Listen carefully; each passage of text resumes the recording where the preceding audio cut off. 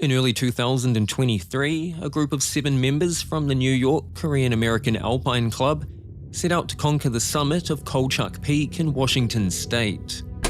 However, they opted for one of the more technically demanding routes for which they lacked the necessary equipment and suitable experience. This decision, coupled with the formidable forces of nature, resulted in a disaster. And of the 7 who set out, only 4 would return alive. This is the story of the Colchuk Peak climbing tragedy.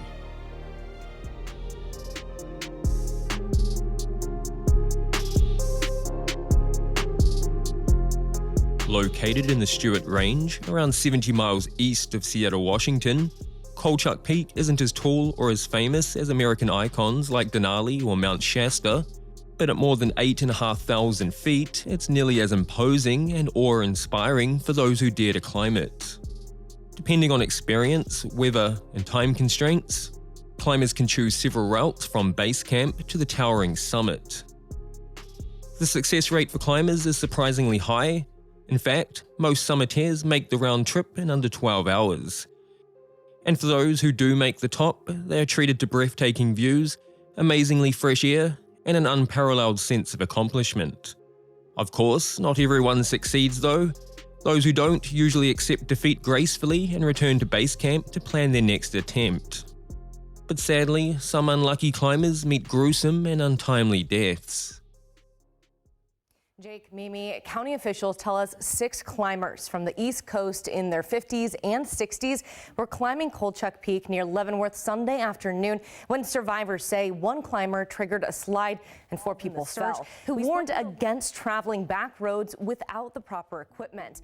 66-year-old Yun Park, 60-year-old Jeannie Lee, and 54-year-old Song Cho were already close friends when they arrived in Washington in February of 2023.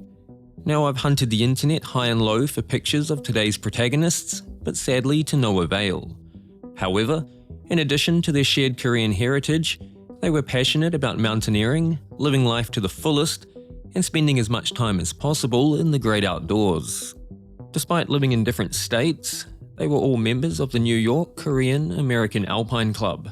Club members regularly organized climbs in the eastern United States, but the mountains out west were far bigger and more alluring. In fact, the group had been planning this Washington trip for months, and if everything went according to plan, they'd climb Dragon Tail and Colchuk Peaks on successive days.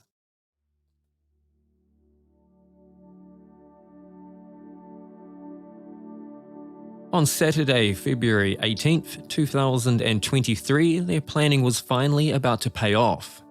That morning, Yun, Jeannie, and Song met up with others from the climbing group, and they all set out from base camp on what promised to be a challenging, exhilarating, and safe excursion to the summit of Dragon Tail Peak. The climb went well, but wintry weather and their somewhat advanced ages prevented them from reaching the summit. However, the setback made them even more eager to tackle Colchuk Peak first thing the next morning. Before setting out the next day, they checked local weather reports and the avalanche probability rating, although light snow and moderate winds were expected. According to the report, the avalanche risk was low, both above and below the tree line. And with that, 7 of them departed from base camp and started the ascent towards Colchuk Peak via the northeast Couloir route.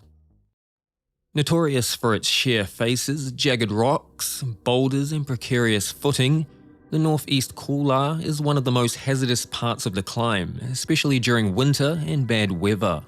Acting as a bottleneck, even a small avalanche in a couloir can be deadly, and due to its technicality, it was an unsuitable route for the casual hiker.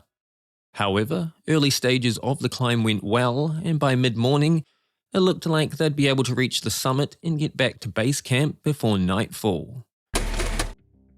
At around 12 p.m, the first of the party's troubles begun, when a 54-year-old group member started feeling ill and told the others to go on without him. They wished him well, and the 6 remaining climbers continued their ascent. By around 1 p.m, the 6 remaining climbers reached the infamous northeast Couloir.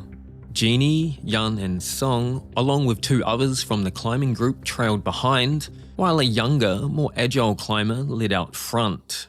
However, when the lead climber jammed his ice pick into the rocky snow face, it dislodged a large sheet of snow and ice beneath him.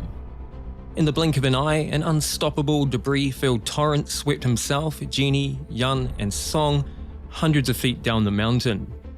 Miraculously, the remaining 2 climbers managed to take cover behind a rock as the avalanche occurred and had avoided being swept away themselves.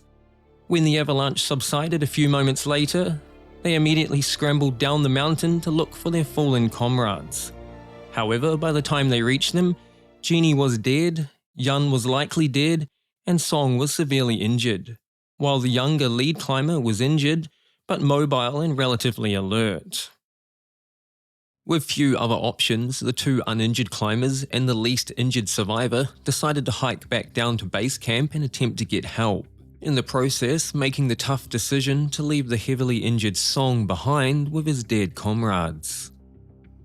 Once reaching their base camp near Colchuk Lake, without cell phone coverage, a 53-year-old club member who had not been on the climb that day volunteered to trek the 5 miles to the ranger station to get help. Hiking alone through the night, it wasn't until almost 8 AM that he reached the sheriff's substation to report the incident. However, by the time the nearly 24 rescuers had been scrambled and reached base camp back at Colchuk Lake, it was almost 1 PM, 24 hours since badly injured Song had been left exposed on the mountain. To make matters worse, the risk of another avalanche was so great that the rescue had to be called off until conditions improved. It would be another 4 days before conditions improved enough for the rescue to commence. On Friday, February 24th, rescuers made their way up Colchuk Peak toward the northeast couloir, 5 days since Song had been left injured on the mountain. There was little hope that he could still be alive. Those fears became reality when that same afternoon, Song's frozen body was found partially covered in snow. However, the bodies of Jeannie and Yun, for now at least, were nowhere to be found, but we'll come back to that shortly. In the weeks following the tragedy, the Northwest Avalanche Center estimated the avalanche that killed Yun, Jeannie and Song only measured 1.5 out of 5 on the center's destruction, lethality and severity scale. Characterized as a D1 avalanche, it probably would have been harmless if it had occurred anywhere else on the mountain. However, in the narrow gorge of the northeast couloir, the destructive force had been magnified. The official report into the incident found that Jeannie Lee and Yun Park probably died during the fall, while Song Cho would have succumbed to his injuries likely in the hours after. The delay in the search would more than likely have made no difference. The report also brought to light that only 1 climber had been wearing a helmet, that none of them had adequate experience or technical expertise for the route, and they lacked any form of communicational equipment such as satellite or homing beacons.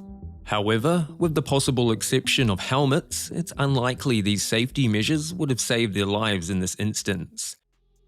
In the end, Jeannie Lee's body wasn't recovered until May 29th, and Yun Park's body was discovered by a hiker on June 23rd, more than 4 months after the accident. If you enjoyed today's video, I'd love it if you subscribed and joined me for the next one. To watch my video about the Pike River coal mining disaster in my home country of New Zealand, you can click the link on screen. And as always, thanks for watching.